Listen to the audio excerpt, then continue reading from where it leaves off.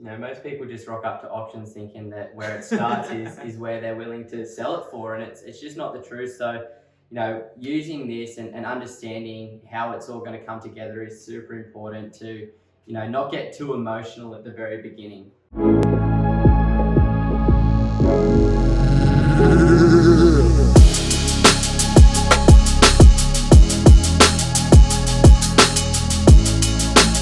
G'day, it's Ben and Simon here. Welcome to the Pumped on Property show.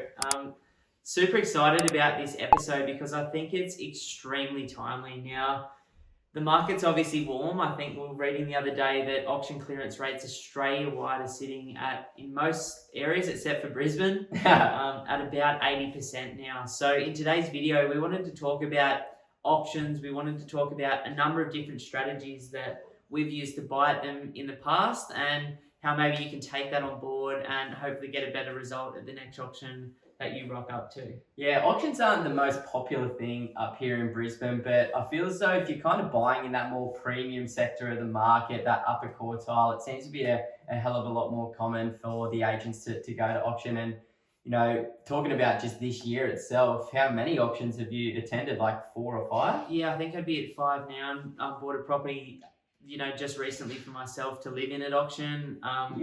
Stoked about that. But, from attending a few of them, the reality is, like, when the market's as hot as it is at the moment, it can be super rough. And I've seen a bunch of properties sell for a shitload more than we wanted to pay. That's the thing about going to auction. You never know how it's going to go. You never know how motivated the person standing next to you is going to be. So this is kind of a disclaimer / simple auction strategy that is effective, but you can't stop that emotional person coming over the top and paying way more than you want to pay. So that's just sort of a cost of this business that you're in. It's so interesting, sitting on the sidelines and watching an auction and just seeing the emotions of all the different people that have like a full vested interest into it. And as time goes on, you see people drop out and they become so disheartened, and then you see people just battling it out. It's like a full-on competition, but it's just so interesting to see it all happen. But I guess, why don't we just start breaking down the first strategy of going to auction? Sure.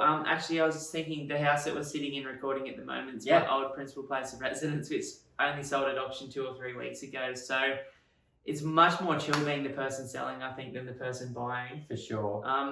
But, so I suppose when we're going to auction, there's 3 stages at auction, really. I suppose there's what you do before you rock up. Now, Simon and I are absolutely massive, as everyone knows, on our due diligence. So in terms of preparing, because an auction contract looks different depending on the real estate institute in the state that you're working with. But, generally it's an unconditional contract where you buy the property in the condition that it presents on the day, which means generally no cooling off, generally or no finance. No building a pest, no no due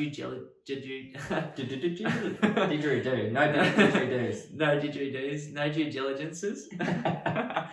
Which can be tough. So you need to make sure you've got absolutely everything ready to go, because I had a friend who, toward the end of 2020, went to auction without knowing what he was getting himself into. And he hadn't even seen a mortgage broker yet. He'd had a good job and a good deposit, fortunately, and it all worked out. But he had no idea that on the day of buying that property, he had to pay 10% of the purchase price, and was just scrounging and freaking out. And fortunately, he was also a carpenter, so he could do the building and pest inspection himself. But people you can't go in there without having that preparation, without knowing what you need to know to feel confident settling on the contract, because essentially once that gavel goes down, it's yours. Without a doubt. And, there's massive penalties for people that don't fulfill the contract. So, that's another important one that I didn't get to because of that word I couldn't say.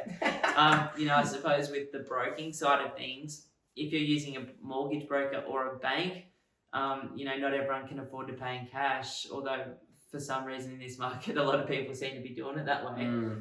You really want written confirmation from the bank and the mortgage broker before the auction to say, they feel like you can safely proceed and it's all going to work out. So we're preparing for an auction tomorrow in a suburb in South Brizzy.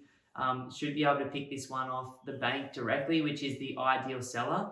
The bank has no emotion. They just want to literally clear the property, which is a mortgagee in possession sale tomorrow that we're going to. Now, in the instance, what we did is last week we sent the client an email introducing them to the town planner for a town planning review, the builder and the certifier for their review, a building and pest inspector, just to see what's going on with the property. We also sent an email to the buyer's mortgage broker so that we could get written confirmation before the auction that they could afford to pay for the property.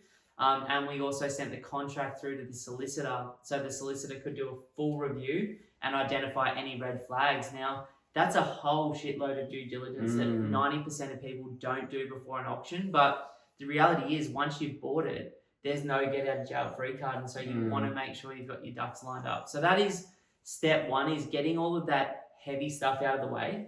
Now, what sucks is this client's going to have to pay for a building and pest, town planning check, soliciting checks, and waste a whole bunch of time, and they don't even know if they're confidently going to buy it. Yeah, so having that plan, having the strategy in place before even, going through any of that is so necessary when buying at auction, because, there's no point, that's close to $3,000-$4,000 worth of due diligence that this client needs to do before even going to auction. So yeah, exactly. But, we've done the necessary research, and this particular property ticks every single one of the goals, so it gives us that little bit more confidence. And understanding that the bank's taking it to auction as well, means that maybe there might be a deal to be had, but in this market, who bloody knows? Who knows, and that's the cool thing about it. You don't know. Like, we went to one the other week, which literally we ended up picking up on the beach for $525K.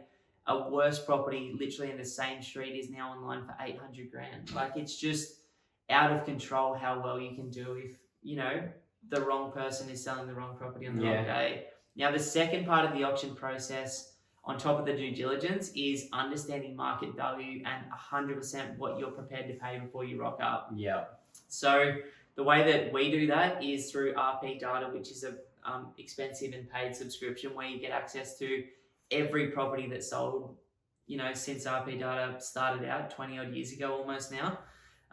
But if you don't want to pay for that, you can jump on the sold section of realestate.com. And what you want to do is look at all of the comparable homes that have sold in the last 3 to 6 months and get a really, really good idea of what's going on there. So, what happens at auctions, they're deliberately set up to create emotional energy in people and to create fear in people and the fear of missing out. And they're deliberately set to create anxiety, even with the way they speak and the way they set things up, so that people artificially pay more on the day. And that's the only reason you'd go to auction, if you thought you could get more than you could on the open market. Yeah, I got a friend in Noosa who exclusively sells properties at auction. He will not go by a contract. Is that their strategy now? Yeah. 100% his strategy. He will not take an offer pre-auction, because in a market right now, the results that you can get, and that the emotion that you can play on literally in front of one another. You've got these two really emotional people that are normally battling out toward the end.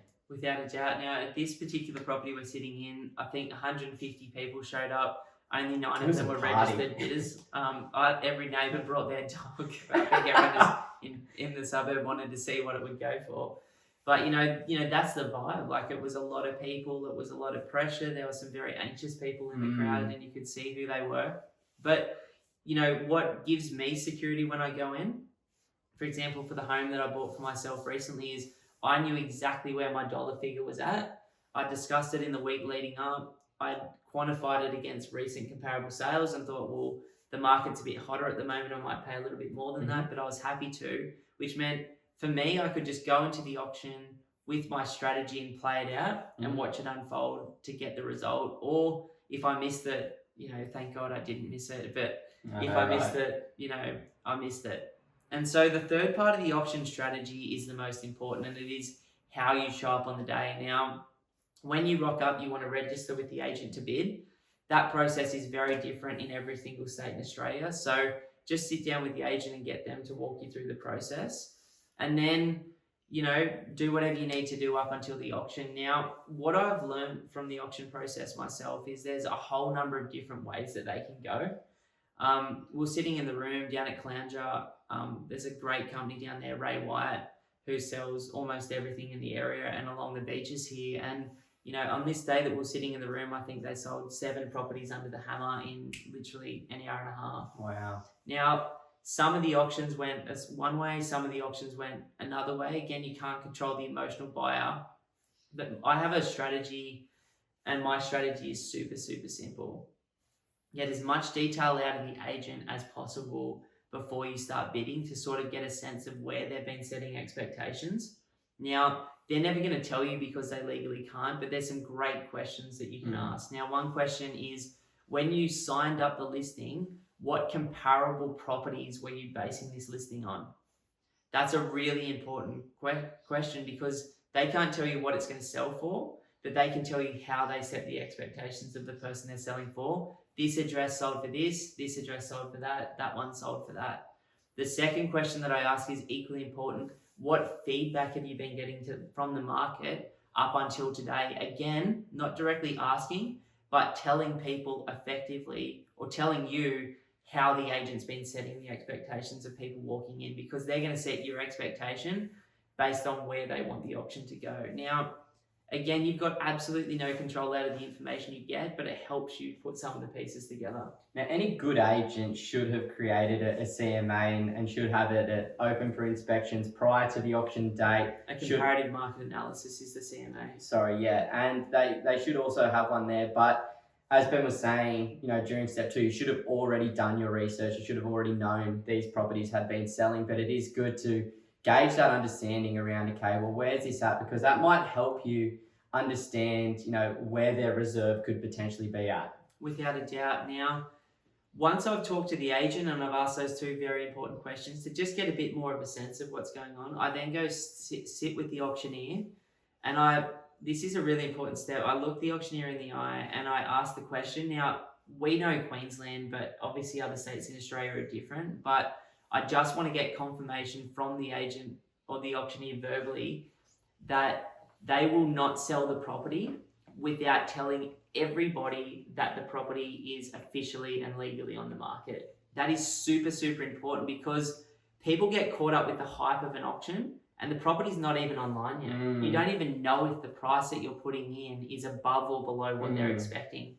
The second question I ask the auctioneer is, once we get to a price point and the auction slows or stalls, which 99% of auctions stop, will you be going and talking to the owner, getting confirmation from the owner that it's on the market and they will sell today, and then coming back out?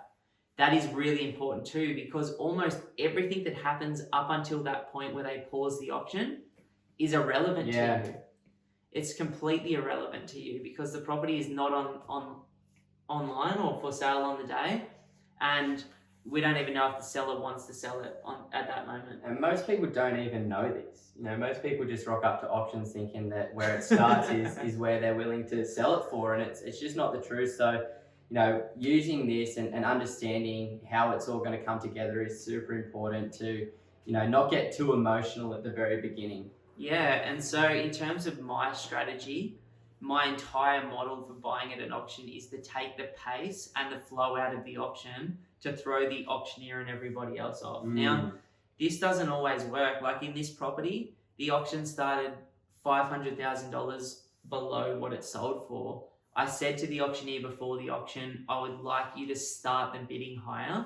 And he said, Ben, trust me, in this market, it's going to get to where the market sees value anyway.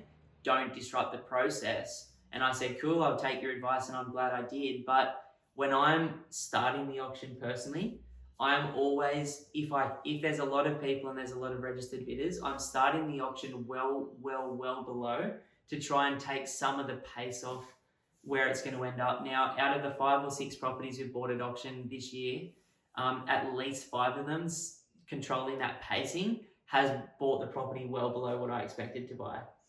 In my property that we're sitting in now, it had no effect on it because it's such an emotional property for a mum and dad. So what you're saying, your personal strategy is to, you know, essentially throw the first offer out there. Exactly. Yeah. So then, you know, you let people know that you are interested at a low price. at a low price point and to sort of throw off some of that, because from a low price point, it's got to bridge the gap. Yeah, and people may then not look at you as a threat because they might be like, oh shit, he's not talking anymore, he's out. He's out, you know. She.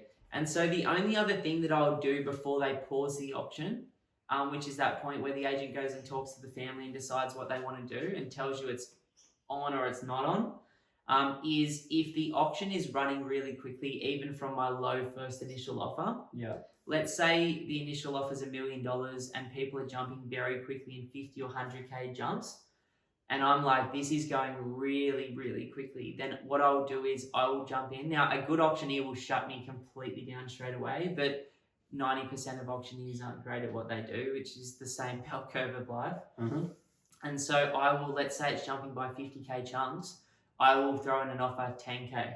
Mm. And then if they try and get the momentum back to 50K jumps, I'll throw in 10K. And what that does is, one, disrupts the agent's flow and the auctioneer's flow, and two, makes other people start throwing in lower bids and slows the pace of the auction, which might mean it will slow to the point where it doesn't sell for what it should. Yeah, which is an amazing little strategy there. It's crazy watching it happen in real life. Like if you just keep pissing the auctioneer off enough, other people are going to start throwing in lower bids, and it's going to be hard for them to go from 50Ks to 10Ks back to 50K jumps. Yeah, okay. So let's say that, you know, we've been playing and you know, trying to slow the auction down. Then we finally get to a point where the auctioneer stops and he then goes and talks to the owner. You know, from here, what's the strategy? Because, you know, essentially, as you said before, it's irrelevant what happens before that. You're just trying to control the pace. Now it's go time. What happens next? You know, so the agent's going to come back and say one of two things. Again, the language changes for every state, which is why it's so important before the auction to sit with the auctioneer and ask exactly what they're going to say. But up here, he would either come and say the property is now on the market, it will be sold today, or the property is not, we are yet to hit reserve, it is not on the market. Now, just in case they don't say that, because often they won't, I will ask the question as the bidder. I will say, is the property on the market right now? Mm-hmm. And sometimes what will also happen is I'll be standing there with one of the top agents, and while the auctioneer is speaking to the owners, I might be speaking to one of the top agents and, you know, trying to get more information, because at this point they want to sell. And so he might go, well, what is the reserve, what will sell it today? Yeah, because they didn't do all of the work. They didn't, you know, market the property, take hundreds of people through the property, multiple open for inspections, organise the auction just because they enjoy doing it. Like they want to get the sale done. They don't want to have to come back and do another auction or potentially completely shift the strategy of selling the property to contract. Now at this stage, when it comes back online, normally there's only 2 or 3 people left in. Yeah. Maybe even 2. And I will watch that person get to the point where they are all in, and then I'll strategically, at the last moment of the auction, increase the bid to the point where I know they're priced out. Yeah. Now that final jump might, you know, let's say that we've been jumping at $1,000 marks at this point, I might jump by $5,000 or $10,000 to secure the property. Now again, the only reason I do this, I'm not jumping 10 grand above market value. I'm jumping to a price point based on my analysis before of what the sold properties have sold for. So again, we're never paying more than we need to, but... And if it does go over where you see value, it's okay to just tap out and go, okay, cool, this one's now above where I see value, and because of that, I'm pulling out of the auction. Completely, man. So, you know, in terms of the last 6 properties that we've bid at auction, we've got 5 of them this way, and all 5 of them were literally between 10 and 200 grand cheaper than we're expecting to pay.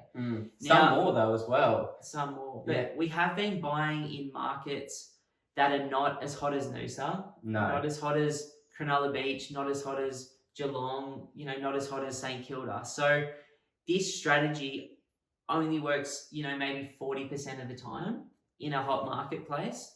In a hot market, the reality is it's just going to sell for what it's going to sell for, which is, you know, seems to be like legitimately 50 to 200 grand above what it would have 3 months ago right now in many suburbs over $1 million in Australia. But in suburbs where the demand to supply ratio score, the DSR score, is sitting below 70%, this auction strategy will be extremely effective. And once all of this craziness dies down, which trust me, it will. Yeah. You know, we go through highs and lows of emotions as humans, and right now it's very high, but it will peel itself back at some point in the next 3 to 5 years.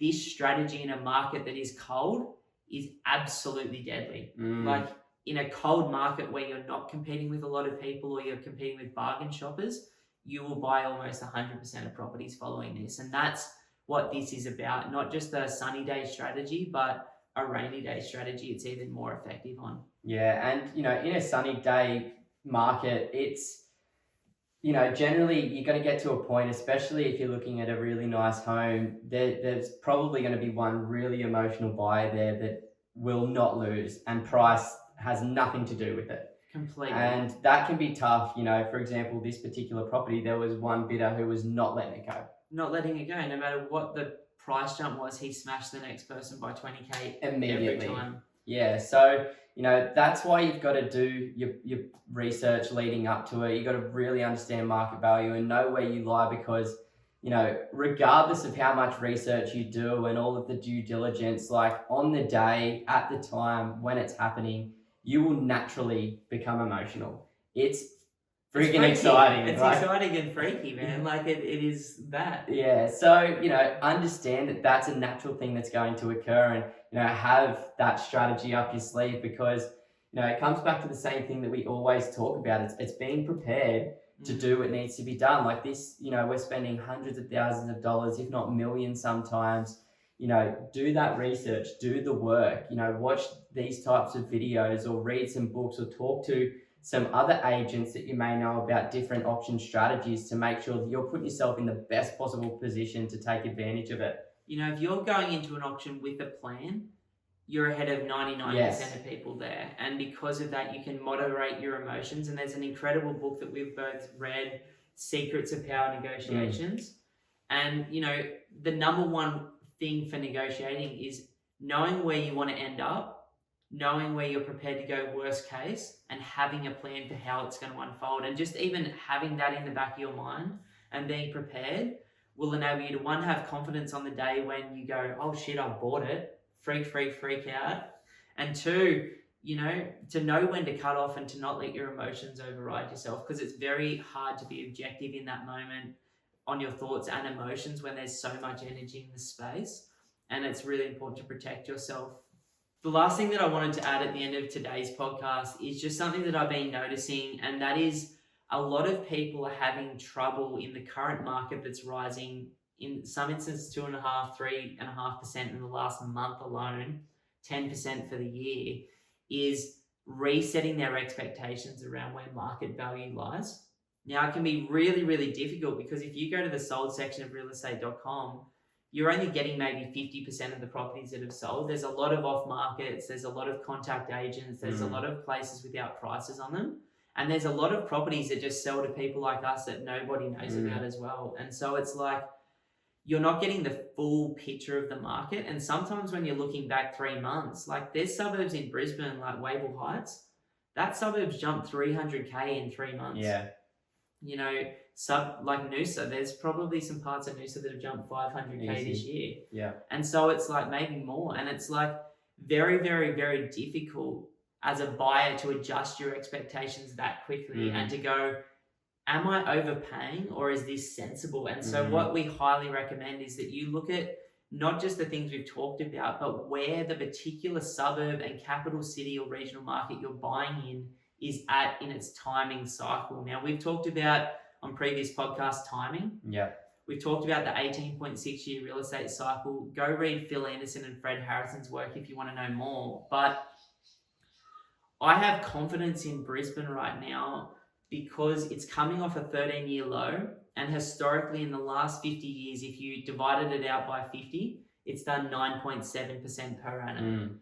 Now, that gives me confidence that it is coming off a low base with a very strong long-term history, and there's positive things coming for infrastructure, population, demographics right now. And so when this suburb has gone up by $30,000 in the last 3 months or $100,000, I'm not sitting there stressing, because it is still literally 25 to 30 cents in the dollar compared to the same location in Sydney right now. Yeah, so there's way more information that needs to go into it. Other markets around Australia that we see value in that, haven't performed as well as places like Sydney, Melbourne, Wollongong, Newcastle, Geelong, Mornington Peninsula, is your sort of Adelaides and your Perths and your Brisbanes and your Darwins right now. But, I saw a listing that sold for $3 million for a knockdown in Cronulla the other day, and it's just like, that is, to me, based on the research and the information that I know and have, is well and truly above market value and top of cycle. I was literally looking at Cronulla last year because I thought 2020 might have been a good buying year for it, and that property was 1.8 to 2 mil. So it's literally a 30% jump in a year from what it could have been last year. Like, there was really good value at Cronulla last year for 2 mil. On top of a 60% increase from 2011 to 2017. So it's like, would I rush out and at an auction pay an extra $200,000 for a property? Maybe if I wanted to live there for the next 30 or 40 years and it was for forever home and it was emotional. But would I be looking at Cronulla Beach at 3 mil for a knockdown versus the same distance in Brisbane and say Woody Point for $600K for the exact same thing? Fuck no. Not at this stage. I'll wait till the next GFC when Cronulla comes back down to 1.5 to 2 mil and grab something at that time. Yeah. So it's like, it's all relative, and we want that to be important. We don't want you to just blindly go out there and use this strategy to buy well. We want you to think about your investment strategically, create a plan for yourself, with your accountant, with your financial advisor, or with a mentor in your life that can support you with that, and then slowly work towards that plan based on where you are and where you want to be. And I think that's the important thing. We don't just invest for the sake of investing, because investing is choosing to take time away from your family in the future to pay off the debt and to continue to work. So we invest strategically to get from A to B so that we can have the choices in our life sooner. Yeah, and if you've got this strategy and if you've got the understanding of what you need to be doing at the auction, it doesn't make it this scary, overwhelming experience, and it makes it a hell of a lot more fun and exciting, because you've done what you need to do and you're ready to take that action. And then if it all works out and it ends up being yours at the right price, it's far more exciting and far more fun than buying in a contract. Without a doubt. Like, at the home that I'm living in now that I bought at auction recently, I rocked up on the day 50-50. Like, I was like, I didn't need to buy it. Impartial. I got there and very quickly I could see that there were 2 registered phone bidders, and then there were 3 bidders, including myself, on site. Now, one of those bidders disappeared immediately on the phone. Another one disappeared there. So it was the 3 of us.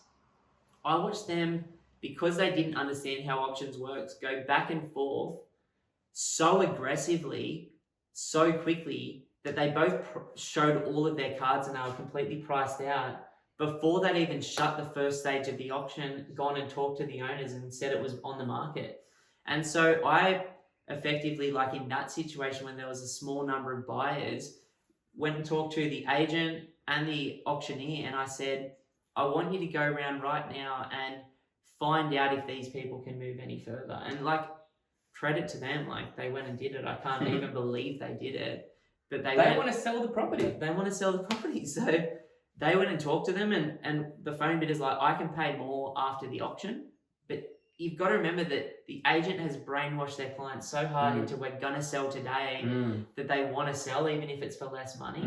And then the other guy's like, I've got $3,000 more that I can go up to, but that's my full pre-approval. They came back to me with that information. As soon as it started, the guy jumped his 3K. The guy went 1, 2, and on the 2, the final call, I went $5,000 more. Boom. The guy was like, I felt like sorry for him because he had his entire family there. Like, and it sucked because he'd gone all in, but if he had had this strategy, the auction shouldn't have even got to that price point. They would have sold it for less on the day. The thing about it is, I thought the property was 200 grand below what I would have paid for it. Had the auctioneer and agent asked me the reverse question, what would you be prepared to pay today? I might have paid 100 grand more than I needed to, but they didn't ask the right question, so I didn't have to pay it. So when you're, rocking up on the day for the auction, do you talk to the agent and ask how many registered bidders there is? First question while I'm registering. Yeah. Sorry, man. Great question. Yeah. Forgot about that. And then you can quickly figure out who those people are once the auction's begun as well. Like even when we were at this one, as Ben said, like almost 200 people were sitting in the backyard, but there was only 10 to 15 groups that were registered. I think there was only 9.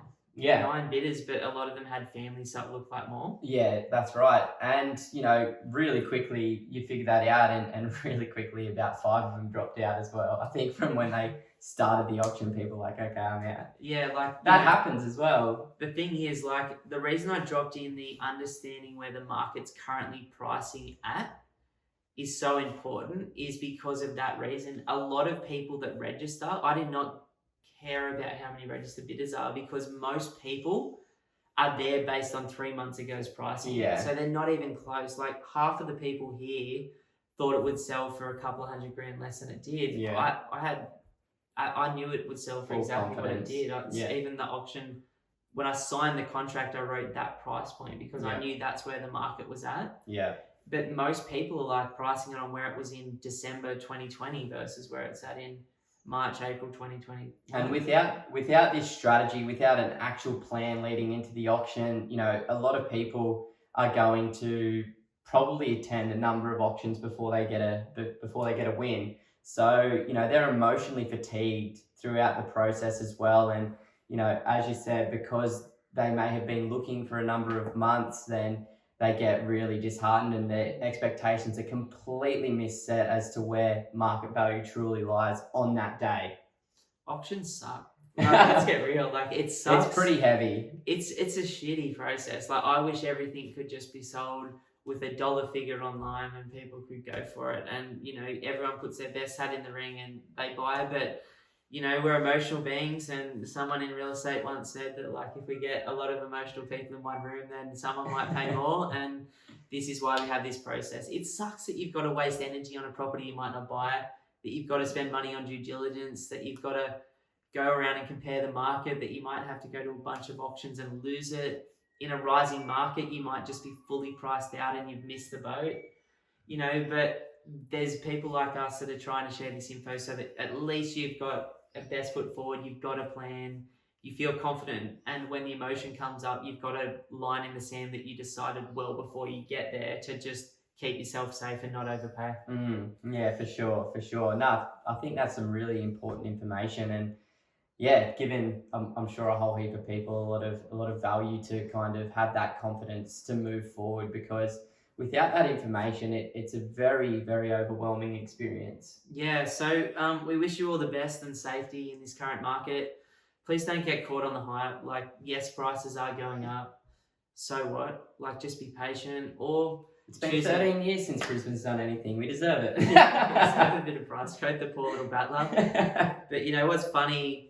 In the 8 years before that, it went up by 118%. Yeah. So, it's interesting to understand long-term histories because it's like, it just did 20 years of growth in 8, and that's why it's been flat. And, let's see what happens again now. I guess it's because so many people talk about like property doubles in value every 10 years. So everybody's looking at the 10-year performance. But it was interesting, when we found out the 18.6 year real estate cycle, and we started looking at that data overlaid in Australia, and it just doesn't happen. Like, you think about Sydney, the 9 years prior to 2011 did basically nothing as well. So, markets do sit flat for extended periods of time in today's world, and, you just got to do your best to get into the right ones at the right time. Like, I think Buffett says it's not about timing the market, but time in the market. So for you younger folks out there listening to this one, go out there and do everything that you can.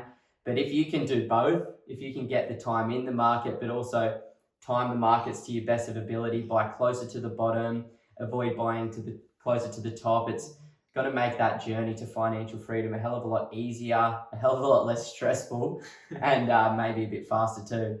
Awesome, bro. I'm super grateful, guys. We wish you all the best. Please stay safe. Please go out there and get the right advice from your solicitors, your planners, your certifiers, your building and pest inspectors prior to the auctions, and make sure you protect yourself because those contracts are intense and you really want that safety there.